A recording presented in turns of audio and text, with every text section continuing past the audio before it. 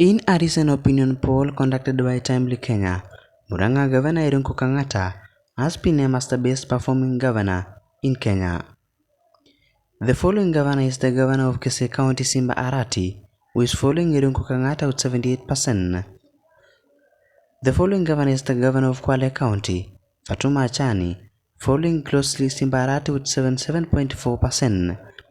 As we continue, remember to share, subscribe and like DKL Investigative for more investigative stories.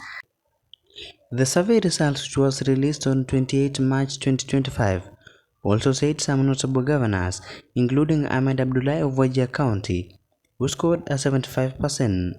The following governor is the governor Wesley Rotich of Elgeyo Marakwet County, who managed to score 74%.